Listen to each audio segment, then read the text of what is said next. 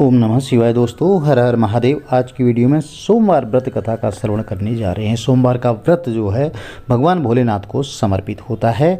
जो भी भक्त सच्चे मन से सच्चे भाव से भगवान भोलेनाथ की आराधना करता है, व्रत करता है और एक लोटा जल समर्पित करता है, उनकी मनोकामनाएं अवश्य ही पूर्ण होती हैं। सोमवार के व्रत में जो है फलाहार या पारण का कोई खास नियम नहीं होता है, लेकिन यह आवश्यक होता है कि दिन या रात में केवल एक समय ही भोजन करना चाहिए। सोमवार के व्रत में भगवान भोलेनाथ के साथ साथ माता पार्वती का भी पूजन करना चाहिए। चलिए सोमवार व्रत कथा श्रवण करते हैं। बोलिए शंकर भगवान की जय, गणपति गजानन महाराज की जय, बोलिए पार्वती मैया की जय। एक बहुत धनवान साहूकार रहता था, जिसके घर में धन आदि से किसी प्रकार की कोई कमी नहीं थी, परंतु उसको एक दुख सताता था। वह परेशान रहता था कि उसकी कोई पुत्र नहीं था और इसी चिंता में वह दिन रात लगा रहता था। वह पुत्र की कामना के लिए प्रत्येक सोमवार को भगवान शिव जी का व्रत और पूजन किया करता था। सायंकाल को शिव मंदिर में जाकर के भगवान भोलेनाथ के श्री विग्रह स्वरूप के सामने में दीप जलाया करता था और उसके इस भक्तिभाव को देख करके एक समय श्री पार्वती जी ने भगवान भोलेनाथ से कहा कि महाराज, यह साहूकार आपका बहुत ही बड़ा भक्त है और सदैव आपका व्रत और पूजन बड़ी श्रद्धा से करता है, तो इसकी मनोकामना तो अवश्य पूर्ण करनी चाहिए। तो भगवान भोलेनाथ ने कहा, हे पार्वती, यह संसार जो है कर्म क्षेत्र है। जैसे किसान खेत में जैसा बीज बोता है वैसा ही फल काटता है।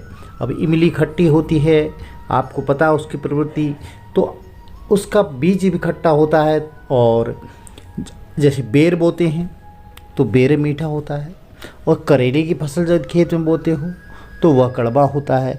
यानी कि आपने जो जल एक कुआं खोदा है, अब जल आप तीनों खेतों में समान मात्रा में दे रहे हो, एक साथ जल जा रहा है, लेकिन यह जल का दोष तो नहीं है, यह बीज का दोष है। बीज जैसा बोया आपने, कड़वा करेले का बीज बोया, करेला पैदा हुआ, करेले की फसल पैदा हुई। इमली खट्टी होती है तो इमली का बीज बोया, इमली पैदा हुई। और बेर मीठा होता है तो बेर का बीज बोया आपने, बेर पैदा हुआ। तो यानी कि जैसा कर्म किया इस संसार में वैसा फल मनुष्य को भोगना पड़ता है या जीव को भोगना पड़ता है। तो भगवान भोलेनाथ ने कहा कि जो जैसा कर्म करते हैं उन्हें वैसा ही फल इस संसार में भोगना पड़ता है। तो माता पार्वती ने विशेष आग्रह किया कि हे महाराज, जब यह आपका अनन्य भक्त है, आपको इसको अगर कोई किसी प्रकार का कष्ट है तो आपको उसे दूर करना चाहिए, क्योंकि आप सदैव अपने भक्तों पर दयालु होते हैं और उनके दुखों को दूर करते हैं। यदि आप ऐसा नहीं करेंगे तो आपकी सेवा और व्रत लोग क्यों करेंगे।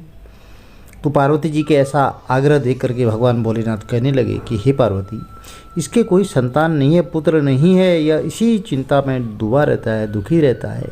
इसके भाग्य में पुत्र न होने पर भी मैं इसको पुत्र की प्राप्ति का वर देता हूँ, परंतु यह पुत्र केवल 12 वर्ष तक ही जीवित रहेगा और इसके बाद वह मृत्यु को प्राप्त हो जाएगा। तो इससे अधिक मैं इसके लिए कुछ नहीं कर सकता।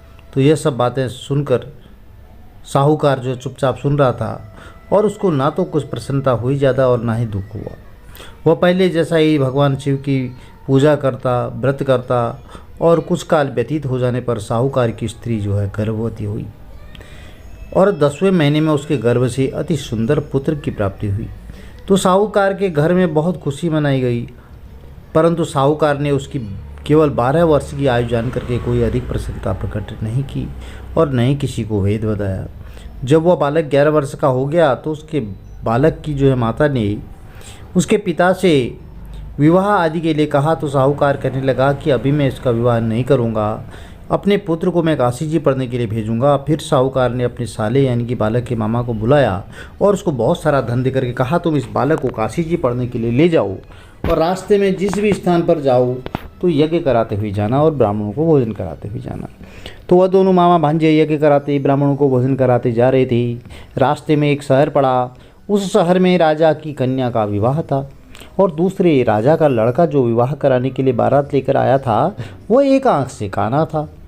अब देखिए, संयोगवश उसके पिता को इस बात की बड़ी चिंता थी कि कहीं वर जो है, वर को कन्या देख करके और उसके माता पिता विवाह में किसी प्रकार की अड़चन नहीं पैदा करते। और इस वजह से जब उसने अति सुंदर सेठ के लड़के को देखा तो ऐसा मन में विचार किया कि क्यों न द्वार के समय से लड़के से वर का काम चला लिया जाए। ऐसा विचार करके वीर की पिता ने जो है उस लड़के और मामा से बात की तो वे राजी हो गई। तो फिर उस लड़के को वर के कपड़े पहना करके घोड़ी पर चढ़ा दिया गया, दरवाजे पर ले गए और सब कार्य प्रसन्नतापूर्ण हो गया। फिर वर के पिता ने सोचा कि यदि विवाह कार्य भी इसी लड़के से करा लिया जाए तो इसमें क्या बुराई है। ऐसा विचार करके उसने लड़के से कहा और उसके मामा से भी बोला, यदि आप फेरूंगा और कन्यादान का काम भी अगर करा दें तो आपकी बहुत बड़ी कृपा होगी और मैं इसके बदले में आपको बहुत सारा धन दूंगा। तो उन्होंने स्वीकार कर लिया और विवाह कार्य भी बहुत अच्छी तरह से संपन्न हो गया। परंतु जिस समय लड़का जाने लगा ना तो उसने राजकुमारी की चुंदड़ी के पल्ले पर लिख दिया कि तुम्हारा विवाह मेरे साथ हुआ है, परंतु जिस राजकुमार के साथ तुमको भेजेंगे वह एक आंख से काना है और मैं काशी जी पढ़ने जा रहा हूँ। लड़के के जाने के बाद उस राजकुमारी ने जब अपनी चुंदड़ी पर ऐसा लिखा हुआ पाया तो उसने राजकुमार के साथ जाने से मना कर दिया और कहा कि यह मेरा पति है ही नहीं, मेरा विवाह इनके साथ नहीं हुआ है, जिनके साथ मेरा विवाह हुआ है वह तो काशी जी पढ़ने गए हैं। अब राजकुमारी के माता पिता ने अपनी कन्या को विदा नहीं किया और बारात जो है वापस चली गई। उधर सेठ का लड़का और उसका मामा काशी जी चले गए। वहाँ जाकर उन्हें यज्ञ करना और लड़के ने पढ़ना शुरू कर दिया। तो जब लड़के की आयु 12 साल की हो गई तो उस दिन उन्होंने यज्ञ रचा था और लड़के ने अपने मामा से कहा कि मामा जी आज तबीयत कुछ ठीक नहीं है। तो मामा जी ने कहा अंदर जाकर के सो जाओ। तो लड़का अंदर जाकर के सो गया तो थोड़ी देर बाद जो है उसके प्राण निकल गए। जब उसके मामा ने जाकर देखा तो वो मुर्दा पड़ा है और उसको बहुत बड़ा दुख हुआ। उसने सोचा कि मैं अभी रोना धोना शुरू नहीं कर सकता, यज्ञ का कार्य अधूरा रह जाएगा। उसने सोचा कि पहले यज्ञ का कार्य समाप्त कर लेना चाहिए और ब्राह्मणों के जाने के बाद जो है उसने रोना आरंभ कर दिया।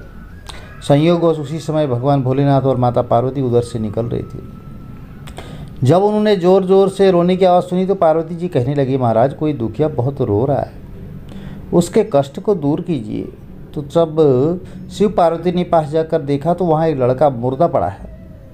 पार्वती जी की कहने लगी, महाराज यह तो उसी सेठ का लड़का है जो आपके वरदान से प्राप्त हुआ था। तो शिव जी कहने लगी, हे पार्वती इसकी आयु इतनी ही थी, यह तो भोग चुका है। तब पार्वती ने कहा कि महाराज इस बालक को आपको और आयु देनी होगी, नहीं तो इसके माता पिता तड़प तड़प कर मर जाएंगे।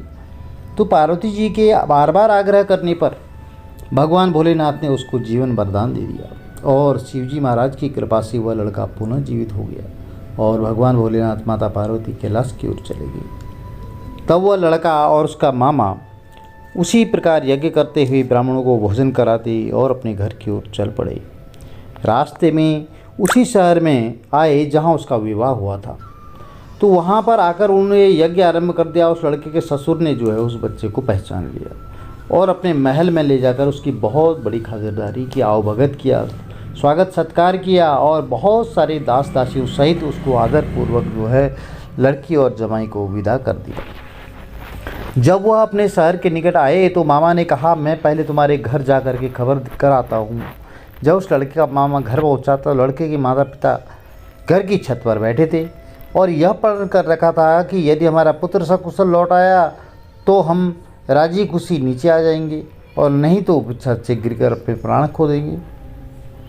इतने में उस लड़के के मामा ने आकर यह कहा, समाचार दिया, बताया कि आपका पुत्र आ रहा है।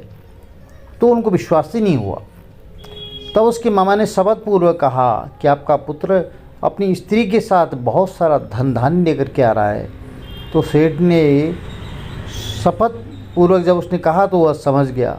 उसने आनंद के साथ उसका स्वागत किया और बड़ी प्रसन्नता के साथ रहने लगी। इसी प्रकार से जो कोई भक्त सोमवार के व्रत को धारण करता है, पूजन करता है, कथा का श्रवण करता है, उसकी मनोकामनाएं अवश्य ही पूर्ण होती हैं। तो प्रिय भक्तों, यह छोटी सी कथा थी यदि आपको कथा अच्छी लगी तो चैनल को लाइक करें, शेयर करें, सब्सक्राइब करें, साथ में बेल आइकन अवश्य प्रेस कर दीजिए, जिससे कि आने वाले वीडियोज़ की नोटिफिकेशन आपको ठीक समय पर मिलती रहे। भगवान भोलेनाथ का आशीर्वाद, माता पार्वती का आशीर्वाद आपके परिवार में सदैव बना रहे। हर हर महादेव, जय माता दी। आपका दिन शुभ हो।